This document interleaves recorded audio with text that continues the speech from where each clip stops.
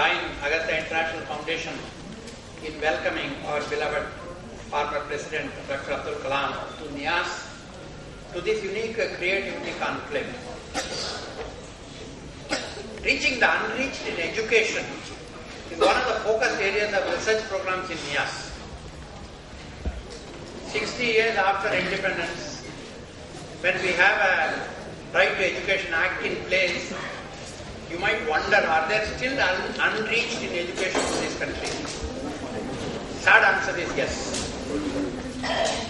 With more than 75% of India's population living in villages, it's not surprising that there are still a small fraction of children in some remotest regions of the country who are outside the formal education system or are getting education of the wrong type. They all know what is nanotechnology, but they don't know what is happening just by the side. Education of Adivasi and tribal children in remote locations is one of the areas of priority in NIAS. We have been working on that area for some time now. The second group of children receiving inadequate attention in our formal education system are children with learning disabilities. You may recall the highly popular film The Tare Zameen Par by Amir Khan.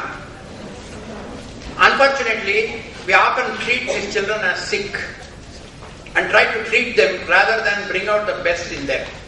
This is the weakness of our system. I always say we have more hospitals for them, but very few schools for them. The third group of children requiring special attention are children with unusual learning abilities, the other end of the spectrum, the so-called gifted children, Ramanujan style. Many countries across the world have focus programs for such children. Unfortunately, India is not one of them. We usually try to tame them because they are a source of nuisance for the teachers, for the parents, for everybody. So we try to tame them. Those who get tamed are tamed. Those who are not tamed are left us as vagabonds. So we really don't exploit from them. NIAS have active research program for children in both the above groups, both the disadvantaged children with learning disabilities as well as the gifted children. But we are an R&D institution.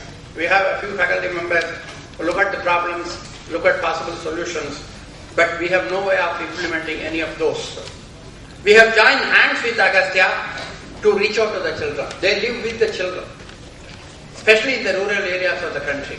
So we have a shared goal. Agastya International Foundation and NIAS has a shared goal.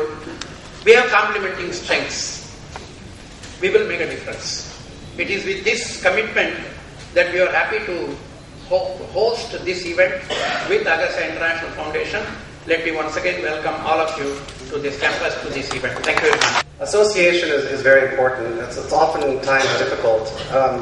We often tell ourselves, you must invest time. You have to go there and teach yourself. I differ in that opinion and that belief. I think that you can make your appearances, you can attend as many as you can, but don't put pressure on yourself. The moment that you start putting pressure on yourself is a moment that you're probably going to be destined for failure and be disappointed. So when you say network, meet other NGOs, see what they're doing, share the best practices. Third parties means there's many entities which are intermediaries between the corporate company as well as the end beneficiary. You have ASHA, Give to Asia. There's so many of these third parties. Know what they are, what their strengths are, what value they're bringing. Like I said, other NGOs, other MNCs. I'm going to talk a little bit on the subsequent slides about even between Synopsys and other entities, for instance, IBM, Motorola, Cisco. I happen to be in a technology company, but it doesn't have to be technology. It could be agriculture, for all you care. It could be machinery. But understand what the programs they are doing, not only because you can learn from them, but there's also synergy that can be built, and I'll talk about that in a bit.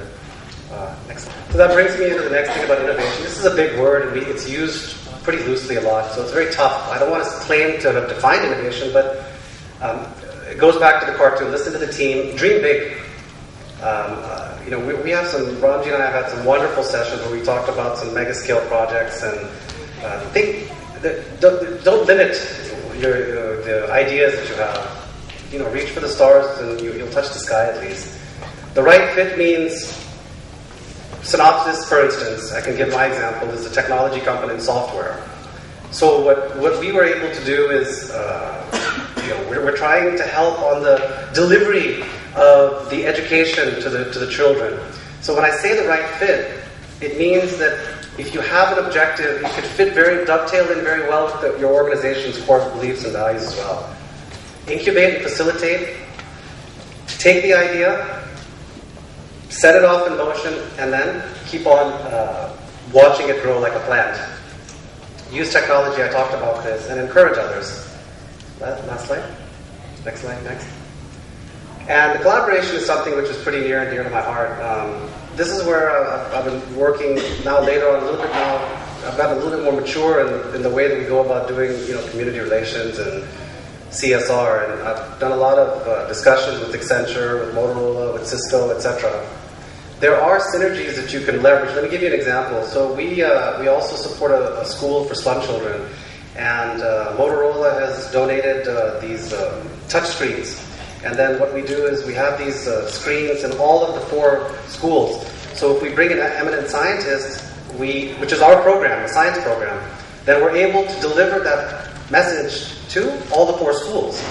So this is a handshaking mechanism between 2 companies for a common good. Similarly, Augusta has so many wonderful companies. There is synergy that can be built between the entities and the MNCs where you can actually have a multiplicative effect.